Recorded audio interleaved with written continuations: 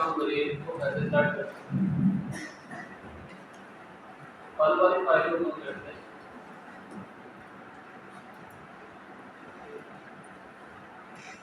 इसमें हमारे pass marks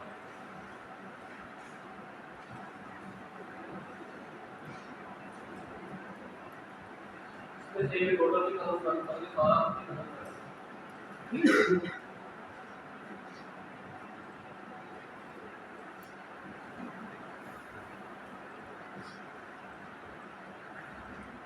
कल हमने सिंपल देखा था हम प्लस माइनस कैसे करते हैं, फार्मूला टाइप करने का बेसिक सा तरीका देखा।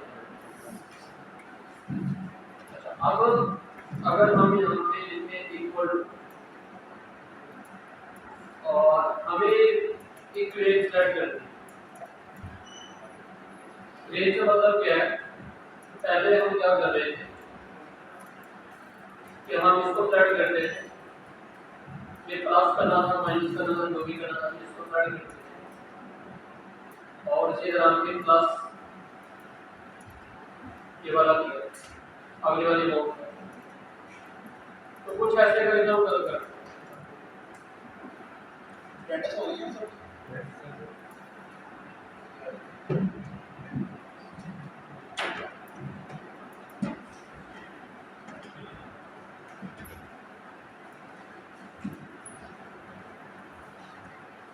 अच्छा, यही चीज हम एक और काम करके भी कर सकते हैं। हम कोमा डाल के भी मैथड को सेट कर सकते हैं। कोमा इसके बाद फिर कोमा, लेकिन अभी इनके दरमियान कोई ऑपरेशन ऑपरेटर नहीं है जिससे कोई ऑपरेशन हो।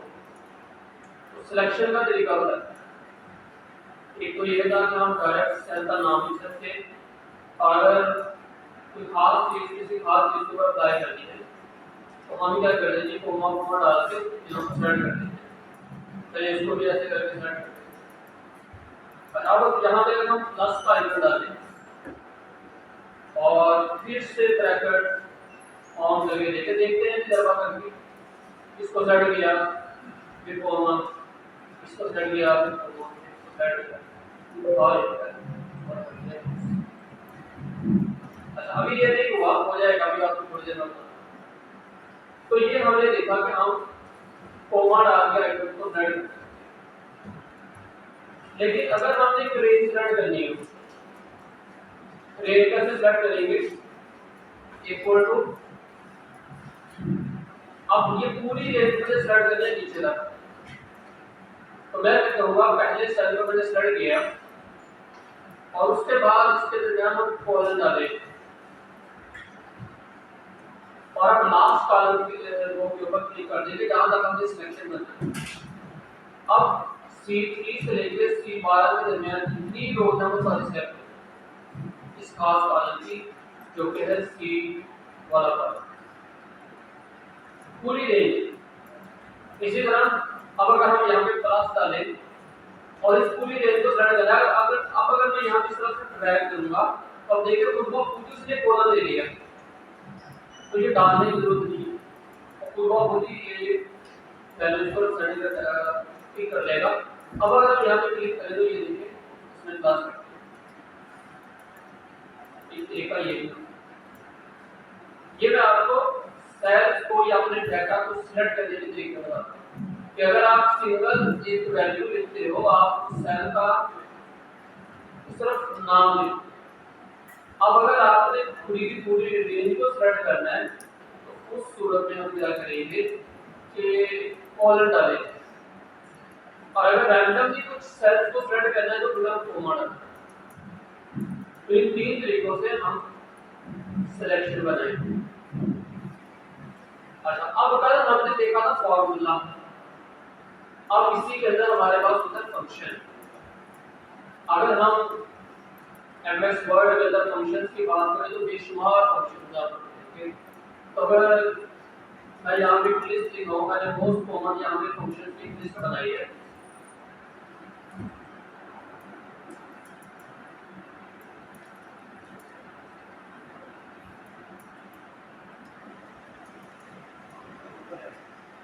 ये नया लिखते तो ये वाली ये वाली अब ये operation simple sorry function basic math and multiplication, अब ये याद करने की जरूरत नहीं है, ये सब कुछ आपको आ जाएगा। वैसे इंग्लिश बता रहा हूँ, तकरीबन जो मोस्ट कॉमन यूज हमारे पास है वो इस वक्त यहाँ पे आ रही थी 104, लेकिन ये 104 भी ज्यादा यूज नहीं होते, तकरीबन आप कह लेंगे 50 से 70 के दरमियान ऐसे मूल्य है जो 95% आपके यूज होते हैं। इसके अलावा आप इसके बाद जो बाकी जो भी फंक्शन है वो स्पेशलाइजेशन में चले जाते हैं, आप इंजीनियरिंग की फील्ड से और आप अकाउंट्स की फील्ड से, और इसमें आप अलग अलग ही काम करते हो आम रूटीन करके, तो वहां पर भी वो फंक्शन चले जाते हैं। तो अगर हम 95% बात करें तो ये तकरीबन 70 के करीब ऐसे फंक्शन है जो कि हमारे डेली लाइफ में यूज होते हैं। आप किसी भी ऑफिस में चले जाओ, अपना डाटा को ऑर्गेनाइज करना चाह रहे हो, उसके ऊपर कुछ भी आप अप्लाई करना चाह रहे हो, तो वहां के लिए 70 के करीब या 50 के करीब फंक्शन है जो कि यूज होते हैं। अब फार्मूला क्या होता है? फार्मूला और फंक्शन के दरमियान एक बुनियादी जो फर्क है, फार्मूला आपका होता है एक आप जो खुद लिखते हैं, आप खुद डिफाइन कर दोगे मैंने सॉल्व करना है चीज का कंडीशन करना है, आप इक्वल टू का साइन डाल के 3 + 5 नाम प्लस करके ऐड इसी तरह सब्ट्रैक्ट। फंक्शन एक वो फार्मूला होता है ये भी फार्मूला है लेकिन प्री डिफाइंड फार्मूला है। जिस तरह हमने लिखा कैनवस बोर्ड यूज किया, उसके अंदर हमारे पास टेम्पलेट्स होते हैं, फिर हम एक्सेल के अंदर इसके अंदर टेम्पलेट्स, इफेक्ट्स के टेम्पलेट्स, ट्रांजिशन इफेक्ट्स के टेम्पलेट्स। तो इसी तरह यहाँ पे आप समझ लीजिए कि प्री डिफाइंड फार्मूला हमें माइक्रोसॉफ्ट एक्सेल ने दे दिया कि आप इनको यूज करके अपने काम को इजी बना सकते हैं। अब इन फार्मूला को हमने कैसे अप्लाई करना है हम भी ऊपर हमारे ऊपर हम इन फार्मूला को किस तरह से इफेक्टिवली अपने डाटा के ऊपर अप्लाई करके अपने रिजल्ट्स को फाइंड अचीव कर सकते हैं। तो फार्मूला हो गया हमारे पास एक जो हम खुद लिखते हैं, फंक्शन हो गया जो कि हमें माइक्रोसॉफ्ट एक्सेल की तरफ से प्री डिफाइंड फार्मूला बनाना है। अब यहाँ पे मैंने ये कुछ फंक्शन लिखे हुए जो कि बहुत ही मोस्ट कॉमन यूज है। सबसे पहले हम सम से स्टार्ट करते हैं। अब ये नहीं कि हम सारे फंक्शन करेंगे, नहीं, हम जैसे जैसे आगे के बढ़ते जाएंगे फंक्शन ऐड होंगे,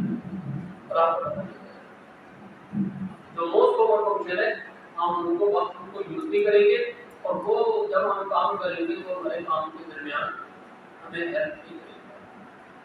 तो अब हम यहाँ पे आगे कल हमने देखा था कि हम यहाँ पे अगर सम करना होता था, हमने एडिशन करना होता था, तो हम क्या करते थे, हम इक्वल टू का साइन लगाते थे, फिर क्लिक किया, फिर प्लस, फिर क्लिक किया, फिर प्लस, फिर क्लिक किया, ऐसे करके हम कर रहे हैं। अब ये नहीं करेंगे, अब इससे इजी काम करेंगे। हमने लिखा इक्वल टू, अब लिखेंगे सम। अब ये मेरे पास फंक्शंस की लिस्ट आ गई है जो s के नाम से या जहां पे m है जहां पे u है वो वाले फंक्शन है। इसी तरह अगर मैं यहां पे लिखूं प्रोडक्ट से रिलेटेड है तो अलग अलग आपको यहां पे फंक्शन मिलेंगे।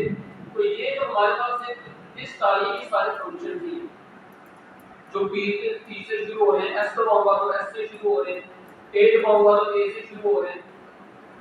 तो ये सब फंक्शंस की लिस्ट। अब हम यहाँ पे लिखेंगे सम। अब या तो आप इसके ऊपर डबल क्लिक कर दो या दूसरा काम क्या कर सकते हो, दोबारा देखते हैं सम, टैब की प्रेस कर, जैसे आप टैब की प्रेस करोगे तब ये आपका फॉर्मूला यहाँ पे फंक्शन सेव हो जाएगा। अब आप कोई भी फंक्शन अप्लाई करोगे तो आपको प्रॉपर इंफॉर्मेशन देगा, इंस्ट्रक्शन देगा।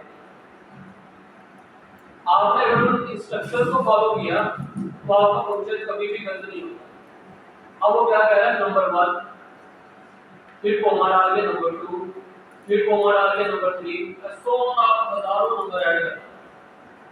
हम वही काम करते जो हमने पहले किया था। हमने क्या किया था, सिलेक्शन। अब मैंने इसको सेलेक्ट किया, मैंने कोमा डाला, अब वो देखते आ गया नंबर 2 के ऊपर। अब मैंने नंबर 2 सेलेक्ट किया और मैंने कॉमा डाल दिया। जैसे ही कॉमा डालूंगा वो समझ जाएगा नंबर 2 कंप्लीट हो गया, नंबर 3 डालना, वो हाईलाइटेड भी हो गया। अब मैं यहाँ पे नंबर 3 डालूंगा और दोबारा कॉमा डालूंगा तो नंबर 4 पर आएगा। लेकिन अभी यहाँ पे कॉमा डालने की जरूरत नहीं है, हमारे पास 3 ही वैल्यूज है। अब आपने ब्रैकेट बंद कर दी है तो ब्रैकेट बंद की और अब आप जस्ट इंटर करोगे, हमारे पास ये आंसर। अब अप्लाई करना तो आपको कल बताया था, फिर हम क्या करेंगे, लगा तो ये अप्लाई। एक और काम क्या करें, सिलेक्ट किया, control D plus, control D से भी अप्लाई करें। अब मैं कंट्रोल डी कर दूं। अब यहाँ पे मैंने क्या किया था, मैं दोबारा जरा आपको फार्मूला दिखा दूं। मैंने कोमा डाला है, अब कोमा डाला तो चलो भी 3 वैल्यू से मैं कोमा डाल दिया, लेकिन जैसे ये ऐसे करके वैल्यू है और अगर यहाँ पे नीचे 500 वैल्यू दो तो फिर अकेले अकेले को कोमा डाल के फिक्स करना या सोल्व करना बहुत मुश्किल है। तो उसके लिए अब हम दोबारा एक फार्मूला दोबारा अप्लाई करेंगे, उसी फार्मूला को सम टैब दबाया। अब मैंने इसके ऊपर क्लिक किया और कॉलन डाल के इसके ऊपर क्लिक कर दिया। अब ये जो आपको एक क्या इसको बोलते हैं मार्जिन ऑन नजर आ गया सिलेक्शन, ये हमारे पास इतने सेल सिलेक्ट हो गए C3 से लेके C बार। अब अगर हम यहाँ पे एंटर करेंगे तो हमारे पास इन सब का जो जवाब है वो यहाँ पे, तो हमें सिर्फ इनको करना भी। तो दोबारा लिखते हैं इक्वल टू सम। अब हम यहाँ पे टैब प्रेस किया, हम इस तरह करके ड्रैग भी कर सकते, आप भी वो रेंज सेलेक्ट किया, ओके किया। अब आप इसको नीचे की तरफ ड्रैग करें, परसेंटेज निकालनी है तो इक्वल टू क्या करेंगे, क्लिक किया, डिवाइडेड बाय 300 कर दो या 3 कर दो, अभी जवाब आ गया। 3 मैंने क्यों किया, 3 क्यों किया, टोटल मार्क्स कितने हैं हमारे 300। अगर इसको डिवाइड करें 300 के साथ तो जवाब क्या है, 3 आ गया। हमने डायरेक्ट लिख दिया 3 इक्वल टू, हमने अपने मौजूदा नंबर साइड दिए, टोटल नंबर साइड दिए 300 और मल्टीप्लाई करेंगे ना, फिर डिवाइड करेंगे, डिवाइड 300। अब क्या करेंगे,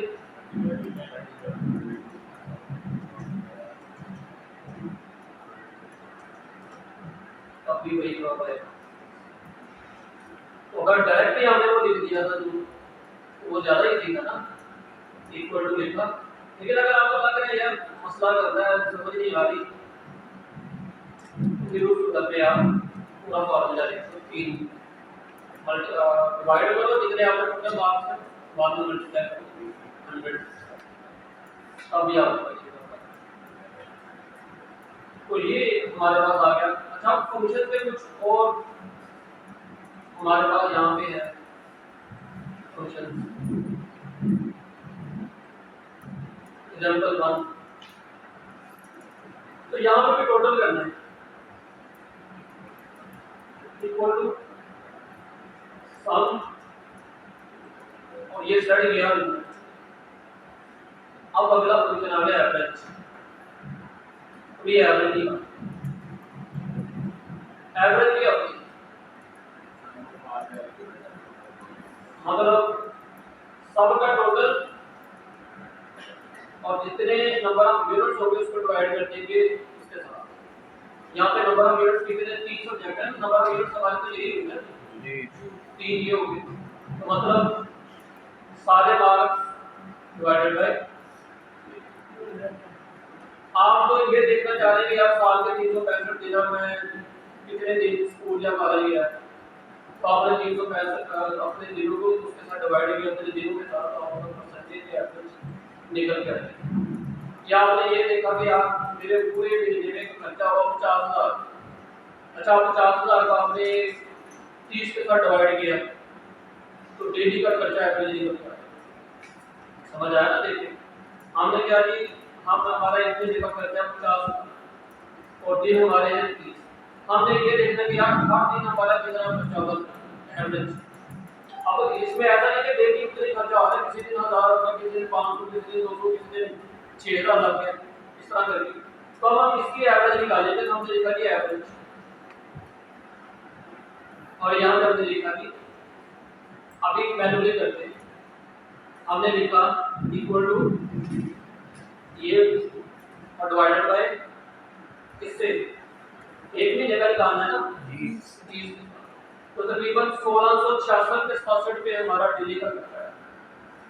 और अगर इसको हम मल्टीप्लाई करते हैं 30 के साथ, अब यहाँ पे नीचे मल्टीप्लाई कर देते हैं, हमने साइन वाला इक्वल टू इसको सेट किया, मल्टीप्लाई कर देते 30, दोबारा 50,000 हो गए, तो एवरेज निकाल लेते हैं।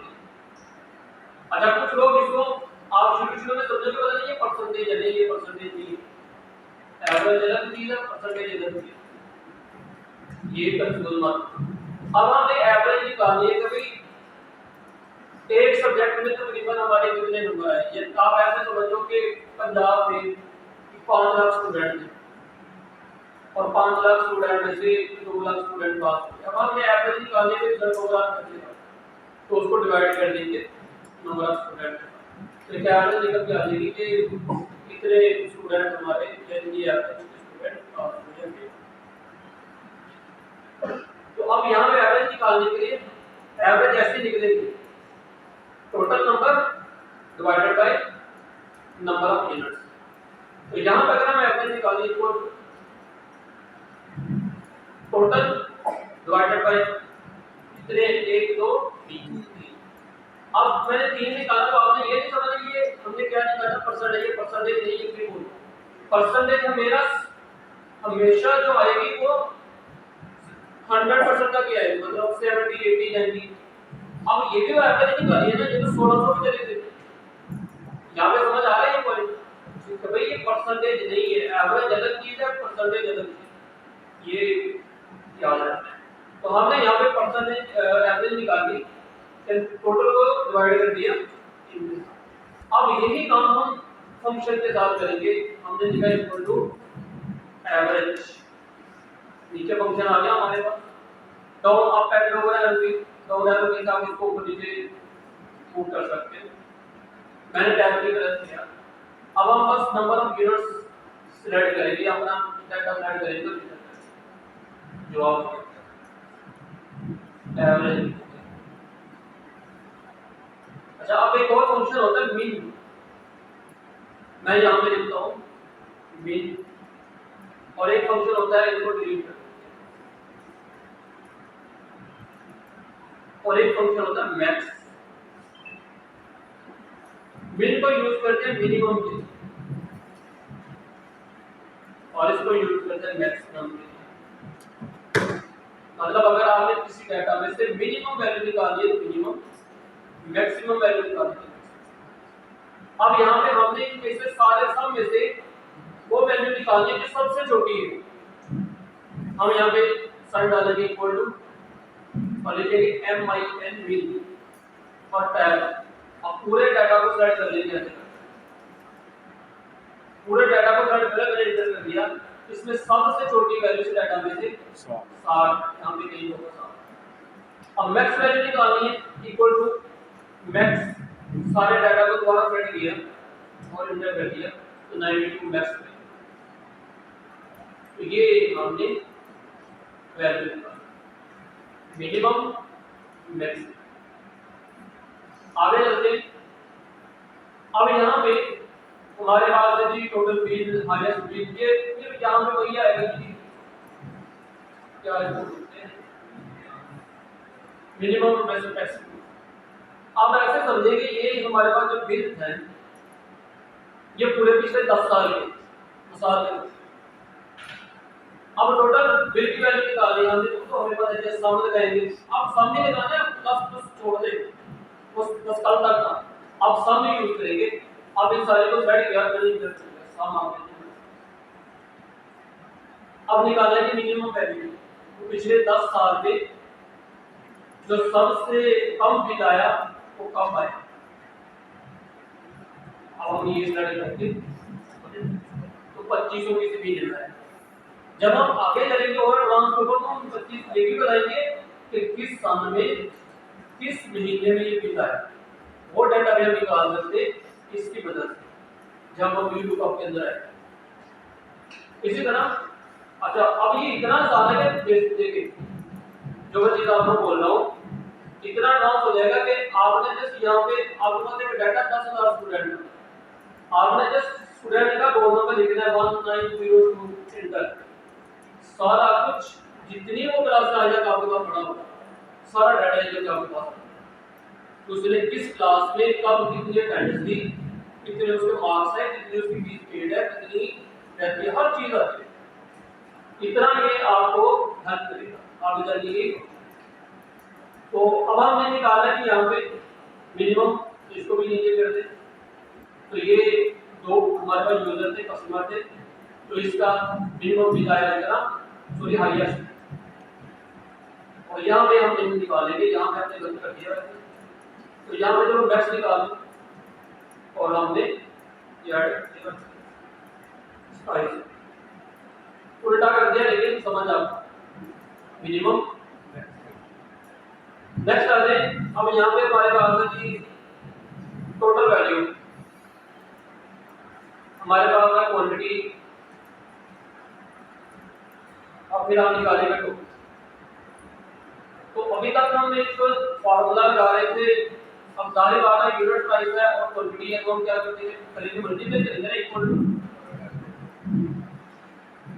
अब मल्टीप्लाई करने के लिए जो फंक्शन यूज करेंगे वो है प्रोडक्ट। अब वो कह रहा है नंबर ये हमने नंबर ऐड करके हमारे पास आ गया। अब टोटल करना है तो इक्वल टू लिखा सम और इन सब को लड़ लिया। आप ये चाहते हो ना कि अगर मुझे इनको ये मैंने दो स्टेप में भी काम किया आप चाहते हो कि मुझे एक स्टेप में ये करना वो भी कर सकते उसके लिए नया फंक्शन लगेगा इक्वल टू सम प्रोडक्ट। अब वो कह रहा है एरे 1 कौन सा ये वाला, अब वो कह रहा है एरे 2 कौन सा ये वाला। अब आपने कर लिया तो वही बात आ गया एरे क्या है। अब एरे मतलब एरे हमारे पास होता है असल में ये प्रोग्रामिंग लैंग्वेज ही है, इसको लिस्ट भी बोला जाता है कुछ लैंग्वेज में। एरे होता है लिस्ट ऐसे करके लिस्ट हमारे।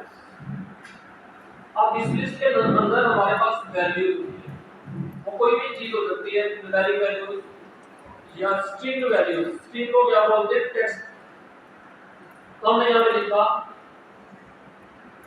Coma 2 comma 3 comma 3 comma 4 comma 5 comma 6।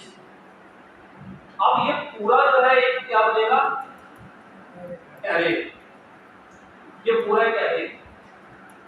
इसी तरह अब अगर मैं इसको बंद करूं और ब्रैकेट डाल के नया कोमा डाल के नई ब्रैकेट स्टार्ट करूं, अब इसका जो दोबारा से मैं नया एरे बना दूंगी 15 कोमा 16 कोमा 17 कोमा 18 कोमा 19। अब मेरे पास ये क्या बन गया दूसरा एरे, दो एरे बन गए। इसने क्या किया इन दोनों एरे को पहले ज़रब दिया, ज़रब देने के बाद दोनों को जमा कर दिया तो ये जवाब। अब मैं दोबारा यहाँ पे आपको करके दिखा हमने निकाला जी इनका। आप ये समझ लें कि पहले हमने यहाँ पे क्या किया था प्रोडक्ट निकाला था, प्रोडक्ट निकालने के बाद हमने इसका सम निकाला, मतलब पहले इसको और इसको ज़रब दिया तो ये जवाब आया, इसको ज़रब दिया ये जवाब आया, तो सबको ज़रब देने के बाद ये जवाब आया। इन सबको फिर जमा करना तो यहाँ पर जमा किया। तो अगर हम इसका भी नाम देखें तो ये भी बना ना प्रोडक्ट सम, मतलब सम किया हमने तो यहाँ पे भी हम वही चीज निकाले थे, हमने लिखा कि सम प्रोडक्ट सॉल्व, जहाँ पर निकाल रहे इसको यहाँ पे निकाल रहे इक्वल टू का सही लगाया, हमने लिखा कि सम प्रोडक्ट। अब यहाँ पे मैंने भी आपको बोला था कि भाई सारा कुछ यही आपको बताएगा एरे 1 2 3 4 5। अब ऐसे नहीं कि यहाँ पे दो हमारे पास कॉलम है या दो एरे हैं तो आपने दो ही एरे, आपके पास 10 है 20 है 50 है 100 है, सब को आप ऐड कर, तो सब का जवाब निकालते थे। तो मैंने सबसे पहले पहला एरे स्टार्ट किया कि मेरी पूरी जो लिस्ट है ये मेरा एक एरे का है, मैंने डाल दिया कोमा। अब ये दूसरा एरे का है, फिर मैं डालूंगा कोमा, अब ये तीसरा चलेगा, लेकिन तीसरा तो वैसे वाला हो जाएगा ना, तो अब हम करेंगे एंटर, तो हमारे पास वही जवाब आ जाएगा जो पहले है। ओके,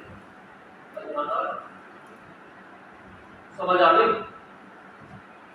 ये वाली चीज समझ आई है नहीं? अच्छा, अगर हम ये कोड काउंट करें इक्वल टू सम प्रोडक्ट, हम ऐसे कर लेते हैं, ये एक एरे बनाया कोमा, ये दूसरा एरे बनाया कोमा, ये तीसरा, क्या जवाब सेम आएगा? मेरा नहीं, एरर आ गया। हाँ आ गया जवाब, लेकिन वो जवाब इतना बड़ा है कि वो कुछ ऐसे करके शो कर ये जवाब क्या थी, मतलब जब इसको इसको जरूरत दिया तो इसको इसको जरूरत दिया तो इसको इसको जरूरत दिया तो आपको बहुत ज्यादा आगे चल बड़ा जवाब आएगा। तो हमारे पास ये होगा कंट्रोल सी, तो ये था हमारे पास सम प्रोडक्ट। आगे चलते हैं, नेक्स्ट हमारे पास है, तो यहाँ पे भी वही निकालना है मुझे, टोटल और उसके बाद एवरेज। तो टोटल के लिए क्या करेंगे, इक्वल टू दोबारा से को ऐड किया, इंटर कर दिया। अब एवरेज निकालना, मतलब इनमें से एवरेज क्या हमारा खर्चा है, और हमने एवरेज मतलब 1 लाख 2 लाख 3 लाख के खर्चा होगा, तो हमारे पास में एवरेज चार्जेस आए और लाख के 750। आगे जितनी भी एग्जांपल है वो इसी तरह की है, तो जितनी मर्जी आप एग्जांपल करता जाओ सारा कुछ क्लियर। अच्छा, एक हमारे पास और फंक्शन होता है काउंट।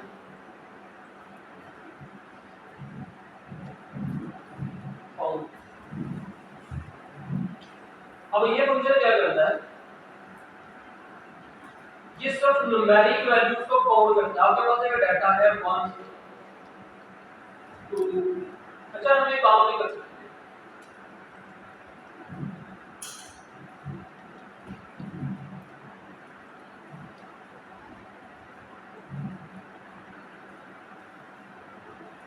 समझ आया? हमने पहले क्या किया था, 2 डाला था यहाँ पे, फिर ऐसे करके ब्लैक, ये पूरी सीरीज फिल हो जाती है। अब मैंने क्या किया, तो मैंने जस्ट पहला नंबर डाला और मैंने यहाँ ड्रैग कर दिया, 1 1 आ गया थी, लेकिन ये जो आपको छोटा आइकन नजर आ गया, आप इसको क्लिक करेंगे तो ये सारा खत्म कर सकते हैं। तो मैंने फ्लैश भी बड़े काम की चीजें बाद में देखेंगे, मैंने क्या की फिर सीरीज आप इसको और भी कई तरीकों से यूज कर सकते हो, लेकिन वो बाद में देखेंगे कि सीरीज को हम कैसे यूज कर सकते हैं। तो अभी के लिए मैं यहाँ पे कुछ रैंडम नंबर डाल देता हूँ, यहाँ पे डाला 2 और इसको ये नीचे तक ड्रैग कर यहाँ। अच्छा, इसकी बजाय ना हम एक फंक्शन यूज कर लेते हैं। अब आपने क्योंकि डाटा ऐड करना बार बार, तो कल आपने जब डाटा ऐड किया होगा तो आपको प्रॉब्लम हुई होगी थोड़ी, यार ये क्या इतना सारा डाटा कैसे ऐड किया। अभी मैं फंक्शन आपको बोला कि हमारे पास फंक्शन होता है काउंट, आप जो मैं फंक्शन आपको बताने जा रहा हूँ रैंडम बिटवीन, क्या रैंडम बिटवीन, ये क्या करता है, नंबर जनरेट करके मिलता है। रैंड के ज्यादा अच्छा है।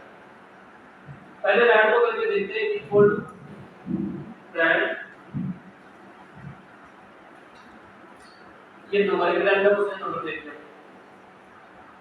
अब अगर इसको मैं नीचे की तरफ ड्रैग करूंगा तो मुझे रैंडम खुद ही नंबर निकाल के देगा और ये 0 और 1 के दरमियान ही नंबर निकालता है। ये फंक्शन हो गया हमारा। अब है रैंडम बिटवीन, मैं यहां पे लिख रहा हूं रैंडम नंबर।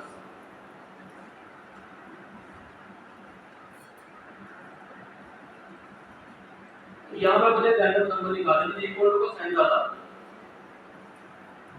और मैंने लिखा रैंडम, यहां पे आ गया रैंडम बिटवीन, रैंडम बिटवीन मैंने किया सेलेक्ट। अब यहां पर क्या कह रहा है, बॉटम टॉप।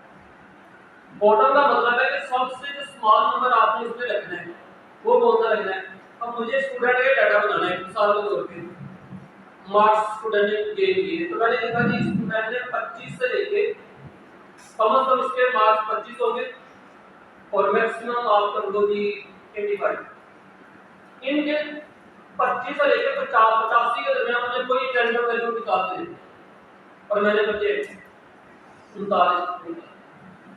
अब अगर मैं दोबारा इसको क्लिक करके ऐसे करूंगा ना तो ये मुझे दोबारा नई वैल्यू निकाल के देगा, हर बार नई वैल्यू निकाल देगा। इसका भी सॉल्यूशन बता, इसका ये प्रॉब्लम है।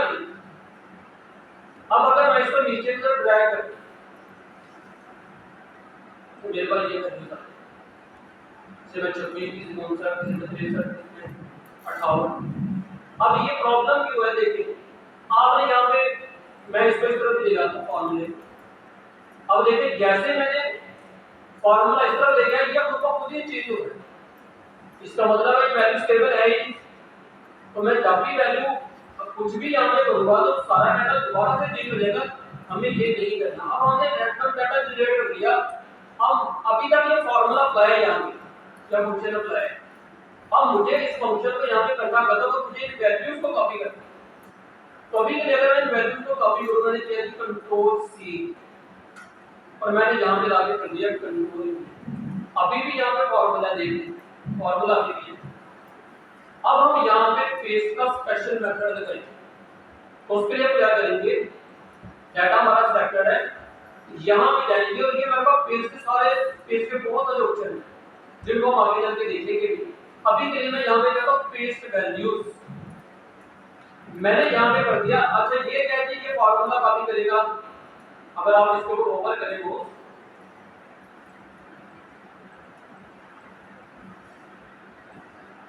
तो दोबारा कॉपी करता हूँ, ये जरा मोस्ट प्रॉब्लम करता है।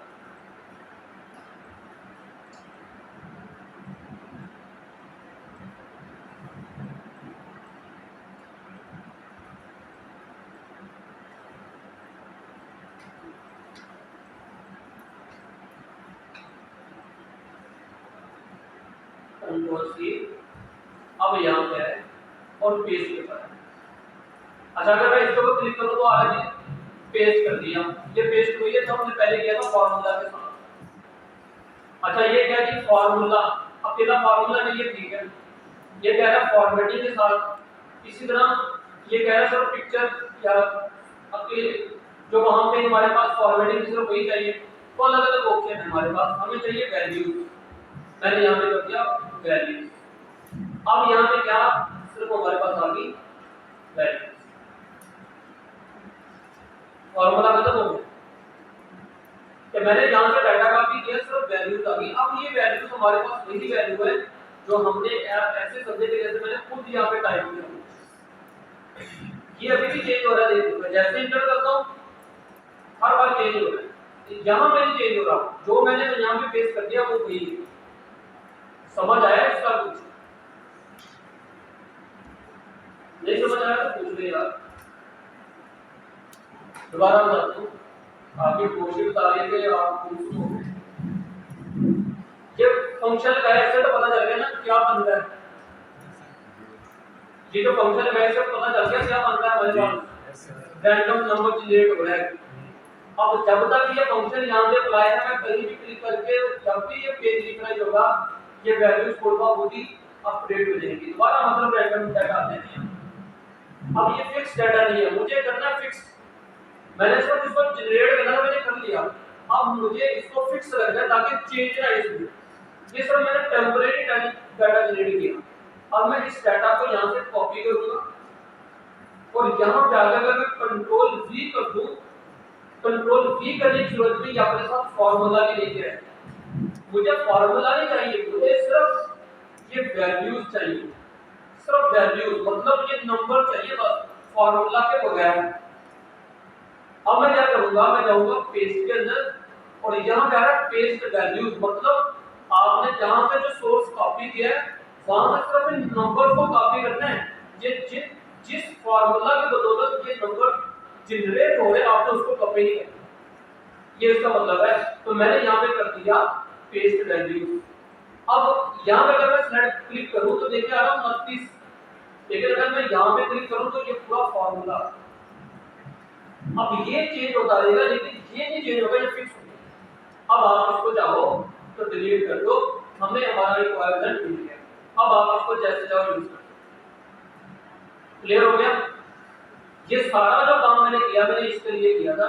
वैसे मैं यहाँ पे आपको बता सकता था पहले, लेकिन एक डाटा जनरेट किया। अब मुझे ये काउंट करना है कि भाई ये सारी जो वैल्यूज है ये कितनी करती है, कितने स्टूडेंट पढ़ते हैं। अब मैं क्या करता होता हूँ कि जब मैं घर जाके आप लोगों के मैंने नंबर लिखे होते हैं, मैं डाटा ऐड कर रहा हूँ। अब मैं पेपर से देता हूँ, अच्छा 1 2 3 4 5 6 50 को मैंने आज की असाइनमेंट सबमिट किया। मैं जब डाटा एक जगह ऐड कर लेता हूँ तो मैं देखता हूँ क्या मैंने भी नंबर मिस तो नहीं कर दिया, मतलब उम्मीद है कि मैं दूसरे पे लिखने में मिस हो गया हो। जब मैं यहाँ पे एक्सेल के अंदर वो अपना डाटा टाइप कर रहा था तो कोई नंबर स्किप हो गया, तो मैं क्या करता हूँ, मैं देखता हूँ कि जब मेरे पास 50 स्टूडेंट का डाटा है तो क्या मैंने यहाँ पे जो नंबर ऐड किए वो भी 50 के हैं, तो मैं काउंट करता हूँ। अब काउंट करने का तरीका क्या है, जैसे 1 2 3 4 5 6 ऐसे करके गिन लो, बीच में किसी ने आवाज लिख दी बोल के जबानी स्टार्ट। तो ये काम करने के लिए हम यहाँ काउंट का फार्मूला लगाते फंक्शन। तो मैंने लिखा इक्वल टू काउंट, ये सिर्फ न्यूमेरिक वैल्यूज को काउंट करेगा, याद रखना सिर्फ न्यूमेरिक वैल्यू। ये जो टेक्स्ट होगा उसको इग्नोर करके, कोई खाली बॉक्स होगा उसको भी इग्नोर करके। तो मैंने लिखा काउंट। अब मैं ये सारा डाटा यहाँ से सेलेक्ट करूँ और मैंने कर दिया 18 वैल्यू बन गई है, 1 2 3 4 ये 9 बन गए और ये 2 9 था, तो ये हमारा डाटा। और अगर इसमें से मैं डाटा डिलीट कर दूं 17 हो गया, इसको भी डिलीट कर दिया, अपडेट हो गया। और अगर मैं यहाँ पे लिख दूं अली तो ये काफी 16 ही रहेगा क्योंकि सिर्फ न्यूमेरिक वैल्यूज को काउंट करेगा। क्लियर हो गया ये जी। अच्छा एक और फंक्शन होता है हमारे पास, हमने लिखा यहाँ पे अली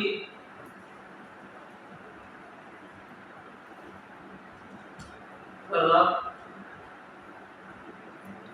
नुमान खान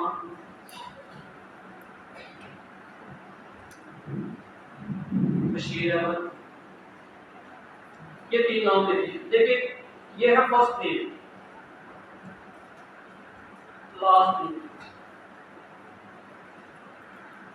अब यहाँ पर लिखेंगे फुल नेम। अब इन दोनों को हमने इसके अंदर पूरा करना तो ये जुड़ जाए आपसे। तो इसके लिए जो हम फंक्शन यूज करते हैं उसको बोलते हैं कॉनकैटिनेट।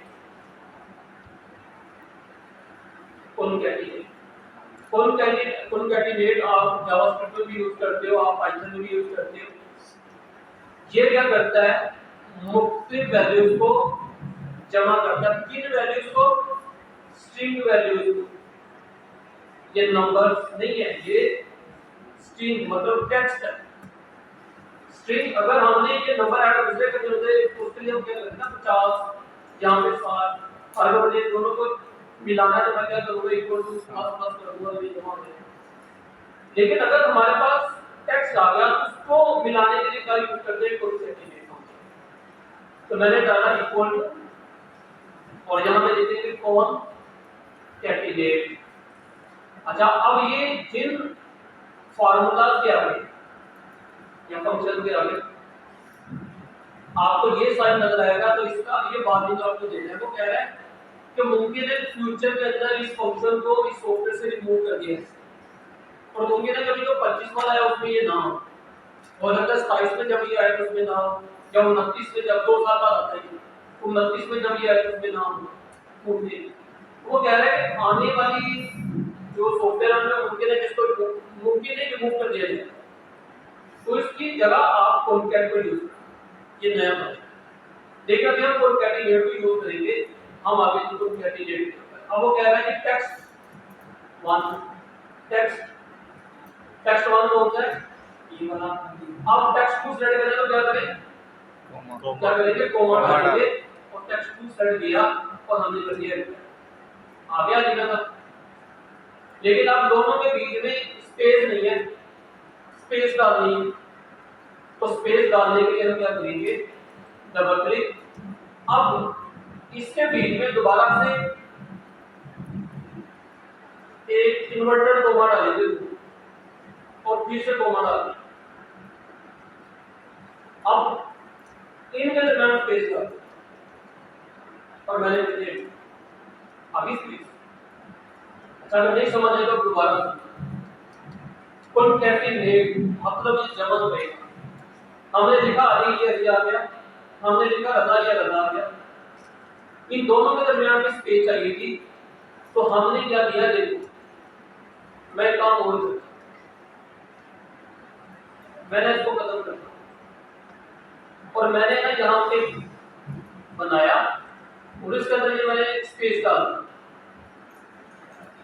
समझ आया कुछ? मैंने क्या किया, इसके अंदर एक स्पेस डाल दी, देखिए स्पेस है। अब मैं दोबारा इसके ऊपर आता हूँ दोबारा। अब इन दोनों के बीच में जिस सेल के अंदर मैंने स्पेस डाली है, मैं उस सेल को सेलेक्ट करूंगा, ये वाला है ना, मैंने लिख दिया स्पेस आ गई बीच में, आगे ना बीच में स्पेस, मतलब इसने क्या किया, पहले इसको जमा किया, फिर बीच में खाली स्पेस था, उसको जमा किया, फिर इसको जमा किया, तो ये हमारे पास रिजल्ट आ गया। अब मैं कल भी और दोबारा, कल हमने जब फॉर्मूला स्टार्ट किया तो हमने देखा था कि हम अगर यहाँ पे मुझे दो वैल्यूज को जमा करने, तो मैंने बोला इक्वल टू 68 या सेट किया सेट, अब क्या किया जमा, अब डाला ये वाला, तो मैंने कर दिया एंटर, ये जो आप आ गया। अभी मैंने यहाँ पे क्या डाला, मैंने सेल प्लस डाला, यही डाला ना। अगर मैं ये ऐसे करता इक्वल टू डायरेक्ट में 68 प्लस 30 लिख देता, तो कैसे जवाब ना आता ये वाला, इससे तो भी वही आया ना। तो वही यहाँ पे तो मैंने वही किया, मैंने क्या किया था, मैंने यहाँ पे सेल में सेलेक्ट किया, मैंने तो ये इसके अंदर नंबर ऐड कर दिया, मैंने क्या किया, इन्वर्टेड कोमा ऐड किया, उसके दरमियान में मैंने स्पेस ऐड कर दी। अब उसने पहले इसको जमा किया, फिर इसके अंदर स्पेस को जमा किया, फिर इसके अंदर इसको जमा कर दिया। अब मेरे पास ये जवाब समझ आ गया क्या? अगर नहीं समझ आया तो बोलते, मैं दोबारा समझा दूं। आ गया। ये वो जो मैंने इसके अंदर ये चीज डाली है, आप ऐसे समझो कि हमने मैनुअली अच्छी जगह पर प्लस भी डाल सकते हो, मैंने प्लस डाल दिया। अब क्या है कि दरमियान में प्लस, इन दोनों के दरमियान में आप प्लस डाल दो, इन्वर्टर को माने जाता है इन्वर्टर, क्योंकि स्ट्रिंग आएगी। अब देख लो अली प्लस डाला, तो जहां पे प्लस डाला वहां पे इसको खत्म करके स्पेस डाल दो, इंटर कर दो, तो प्लस की जगह स्पेस। क्लियर हो गया जी। अच्छा, एक और चीज, अगर आप यहाँ पे कोई भी नंबर लिखते हैं, मैं यहाँ पे अगर नंबर लिखता हूँ 5, तो ये इसके दरमियान 5 है। अभी ये जो 5 लिखा है, ये हमारे पास नंबर है। अगर मैं इसको इन्वर्टेड कोमा के अंदर डाल दूं, ये मेरे पास टेक्स्ट बन जाएगा। अब ये नंबर नहीं रहा, अब ये टेक्स्ट बन गया। जो भी चीज आप इन्वर्टेड कोमा के अंदर डालोगे वो टेक्स्ट कहलाएगी, नंबर नहीं कहलाएगी। ये बात है, ये प्रोग्रामिंग के अंदर भी ये रूल है, और इसके अंदर भी बोला है। तो मैंने आपको कल भी बोला था कि भाई आप समझ लीजिए ये तो मिनी प्रोग्रामिंग होते हैं जिसके अंदर आप पूरी पूरी चीज को प्रोग्राम कर सकते हो अगर आपको अच्छी स्किल आ जाती है। तो क्लियर हो गया ये। अच्छा अब एक और चीज हमने तो कैलकुलेट कर लिया लेकिन अभी हम यहाँ पे गड़बड़ करते हैं नहीं नुमान और लिखा जी अगर ब्रैकेट के अंदर आप 2 प्लस कर सकते हो शीट और फिर आए यहाँ पे F2 अहमद का ये सारे मैंने स्मॉल कर दिया और यहाँ पे ये मैं दोबारा से स्पेस डाल और इंटर अब इन सबको भी मैंने नीचे ड्रैग। अच्छा अब मुझे क्या करना है अली रजा नुमान खान ये सारे स्मॉल में आ गए। अब मेरे पास कोई ऐसा डाटा आ गया कि जिसके अंदर किसी कोई ने शुरू में उसका नाम स्मॉल कैरेक्टर से स्टार्ट हो रहा है किसी का कैपिटल कैरेक्टर से स्टार्ट हो रहा है तो मुझे सबको ना जरा दे इसके लिए फंक्शन हम यूज करते हैं इक्वल टू प्रॉपर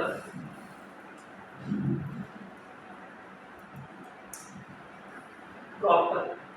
अब आपने अपने टेक्स्ट को सेट किया हो गया ये का अब आप इसी को नीचे में रख अगर आपने सब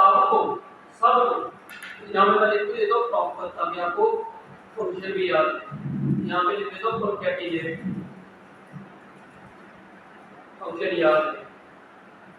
अब मुझे अगर सब को कैपिटल में करना है तो इसके लिए जो फंक्शन हम यूज करते हैं अपर इक्वल टू अपर इसी को सेट कर दो या इसी को सेट कर दो सारे कैपिटल लो। अब अगर सबको स्मॉल में करना है तो मैं इसको सेट करूंगा इक्वल टू लो लोअर और मैंने कर दिया बल्कि एक को करना है मैंने सबको कर दिया मैंने स्मॉल इसको कर देंगे और प्रॉपर अपर लो। सर जैसे वर्ड में करते हैं ये वो खुद नहीं होगा ये जो पीछे लिखा हुआ है वो हो जाएगा लेकिन इससे करेंगे ये ज्यादा बेटर है। ये तो अगले कॉलम में हो रहा है वो पीछे वाला तो वैसे ही है वो वैसे रहेगा इसको बाद में कॉपी पेस्ट करेंगे ना जो वैल्यू अभी मैंने आपको बताया उससे ताकि आपका फॉर्मूला काम हो। ये आपको भी लग रहा है ये अभी जरूरी नहीं है लेकिन बहुत काम की चीजें हैं। जब मैं आपकी वेबसाइट के लिए डाटा जनरेट करता हूं तो मैंने मुख्य जगहों से डाटा लिया तो उसके दरमियान क्या होता है कहीं पे स्पेस ज्यादा है कहीं पे कम है कहीं पे लेटर कोई ज्यादा बड़ा छोटा है इस तरह का मतलब डाटा कॉपी पेस्ट किया होता है। अब उस डाटा को ऑर्गेनाइज करने के लिए सारे फंक्शन मेरा घंटों को कम मिनटों में इतना ही है। तो अगर वही मैं यहाँ पे जाके पहले एक एक सेल को इसको सेट करूंगा यहाँ पे अपर करूंगा फिर इसको सेट करूंगा फिर अपर करूंगा नहीं हमने एक फंक्शन लगाया सारे सबको सेट किया एक ही दफा फार्मूला लगाया सब टोटल लगाया गया उस डाटा को सिंपल कॉपी पेस्ट करके दूसरे जगह पे पेस्ट करके बस इतना ना मतलब 2000 रोज है उनके ऊपर अगर मैं अकेले अकेले को करूंगा तो बहुत मुश्किल है। तो इस तरह से बहुत आसानी होती है और इसके और भी बड़े सारे फायदे हैं। तो हमारे पास कितने फंक्शन हो गए तकरीबन 10 के करीब फंक्शन हुए तो हमने क्या किया सबसे पहले किया सम min max average product some product count फिर क्या क्या रैंड रैंडम बिटवीन और क्या किया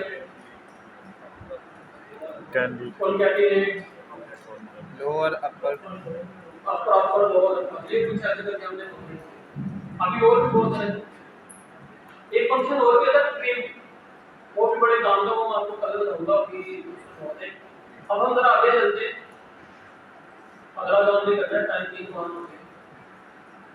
तो ये जो हमारे पास बेसिक से फंक्शन ये इसकी एग्जांपल है लेकिन अभी मैं एग्जांपल की तरफ नहीं आ रहा मुझे आगे बढ़ना थोड़ा अब हमारे पास इसके अंदर होता है एब्सोल्यूट और उसके बाद डायरेक्टली। यहाँ पे मैंने इसका ना कुछ लिखा हुआ है,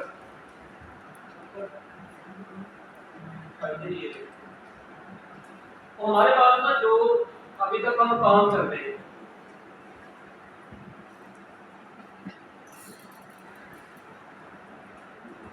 उसमें हम यूज कर रहे थे सेल रेफरेंस। अच्छा ये होता क्या सेल रेफरेंस के कोई सेल हम स्टडी करते हैं उसमें एक वैल्यू होती है, उसको उसके ऊपर अगर हमने कोई फार्मूला या कुछ भी अप्लाई करना होता है तो वो सेल रेफरेंस होता है। अच्छा अब सेल रेफरेंस में हमारे पास होता है रिलेटिव या रिलेटिव का बोलते हैं, रिलेटिव बोला जाता है रिलेटिविटी। इसी तरह दूसरा होता है हमारे पास एब्सोल्यूट।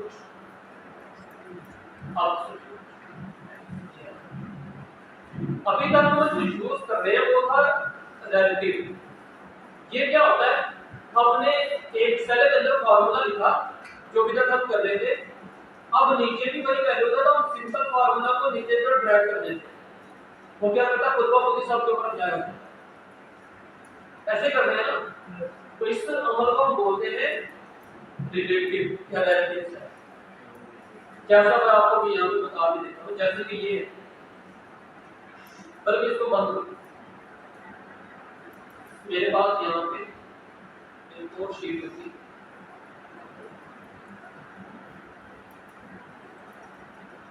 अब ये कुछ ऐसे तो हमने टोटल निकालना है, मैंने इक्वल टू किया तो पहले मल्टीप्लाई कर दो थी और एंटर कर दिया, अब टोटल निकालना। अब निकाल लिया टेक्स्ट वैल्यू। अब ये देखिए जब मैंने इसको नीचे तक ड्रैग किया ना, इसने खुद को खुद ही आगे आगे सीक्वेंस को या सेल नंबर को चेंज करना शुरू कर दिया, मतलब कि अपडेट शुरू कर दिया।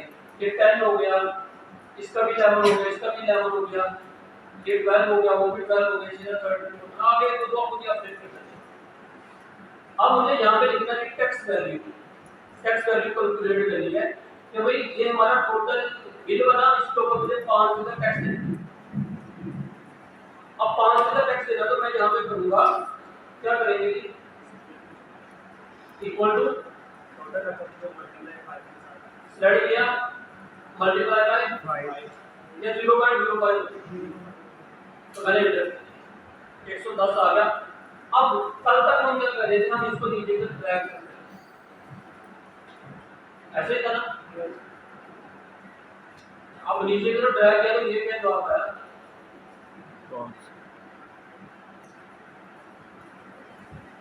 अब ये ठीक आ गया जवाब। क्यों ठीक आया तो बताएगा। चले जी आपका जवाब अभी मिल जाता है। गवर्नमेंट ने टैक्स बढ़ा दिया 15, अब क्या करें, ये तो टैक्स लिखा हुआ है ना, तो यहाँ पे अगर मैं 15 करूंगा तो यहाँ पे होगा, लेकिन यहाँ पे अपडेट नहीं हुआ। वजह मैंने मैनुअली टाइप किया, तो मैंने सेल रेफरेंस नहीं दिया।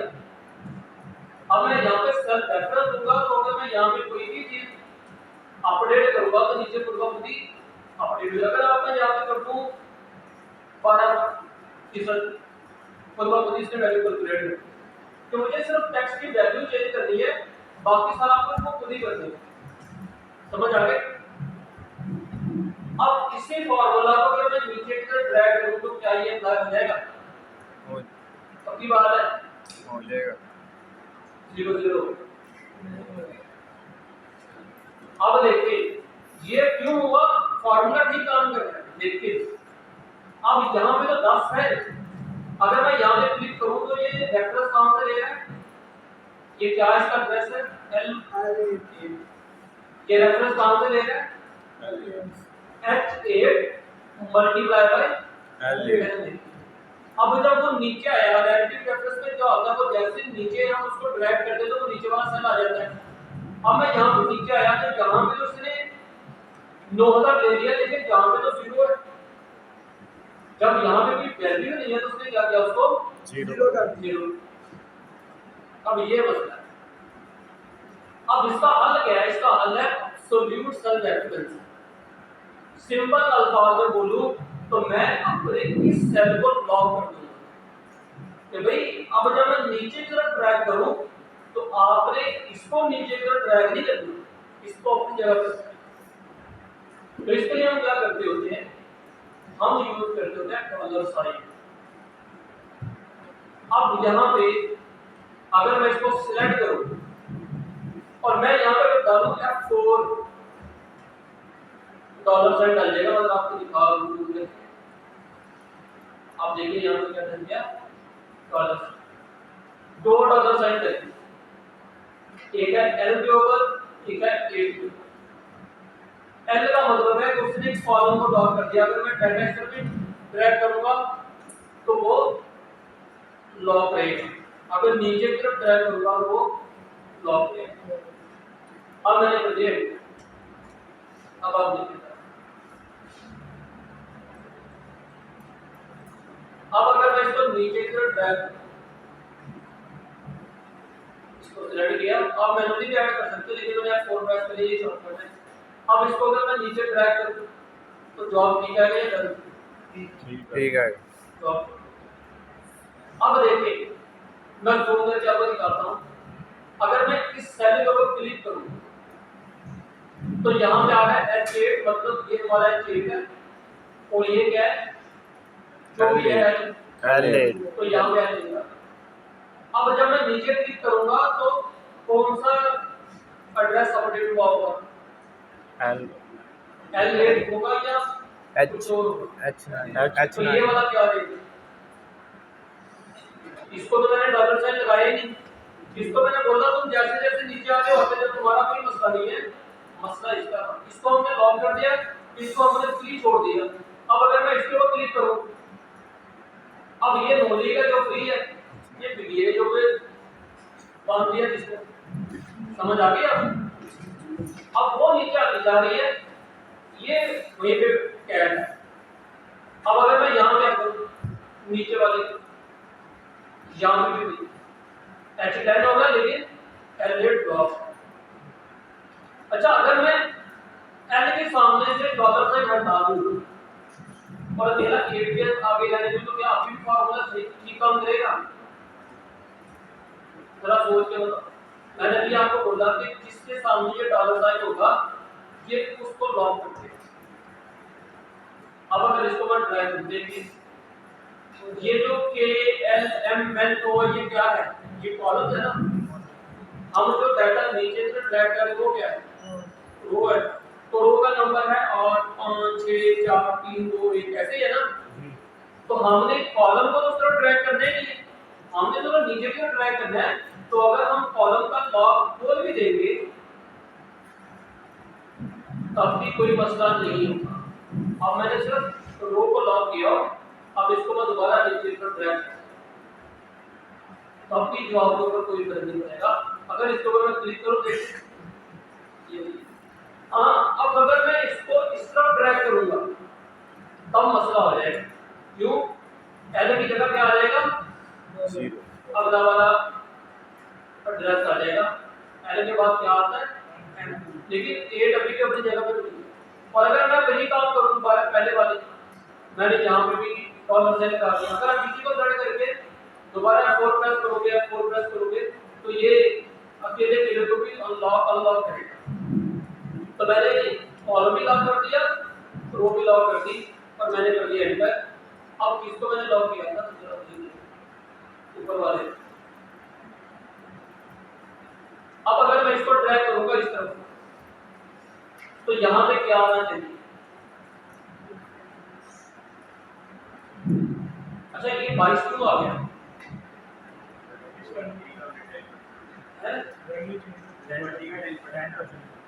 किसका लिया उसने 10%? इसका क्यों इसका लिया? अब ये देखिए आप घूम गए भाई, यार की जगह क्या हो गया, जी आ गया ना यहाँ। अगर मैं इसको क्योंकि ये तो लॉक नहीं है ना, वो पीछे वाला तो लॉक ही नहीं किया, हम तो खेल रहे हैं टेक्स्ट के साथ। अब पीछे वाले को तो लॉक ही नहीं किया, तो वो क्या हो गया, यहाँ पे x के अंदर डाटा था ना, जैसे टेक्स्ट वैल्यू पे वो i के अंदर आई है ना, i के अंदर आया तो ये उसने उसको कैलकुलेट किया, उसका 10% ले लिया। यहाँ में अभी भी वही है, डॉलर साइन कम। कुछ समझ आ रहा है कि कोई नहीं? जी ये चीज समझ आई है आपको? कितने लोगों को समझ आई,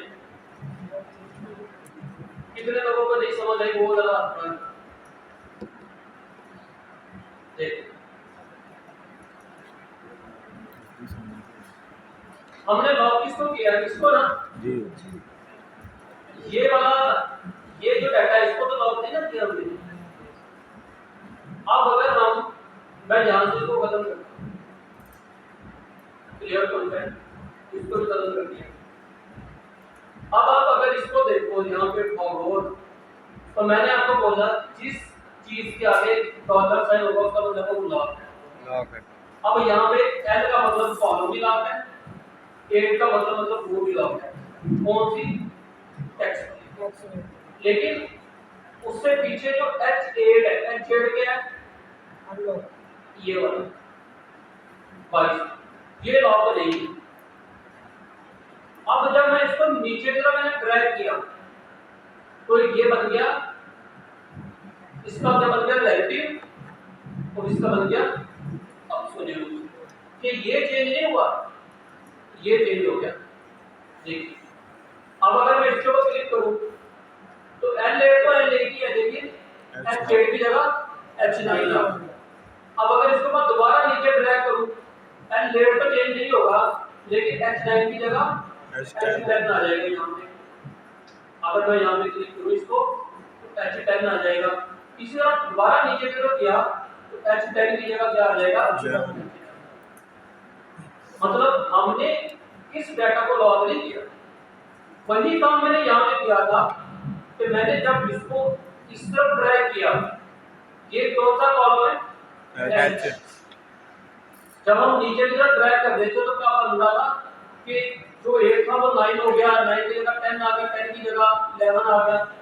अब अगर मैं इस तरफ ड्रैग करूंगा तो कॉलम हमारी जो रो है वो तो नंबर 8 ही है, लेकिन कॉलम क्या हो जाएगा? चेंज हो जाएगा। H की जगह क्या आ जाएगा? I, क्योंकि लॉक नहीं है।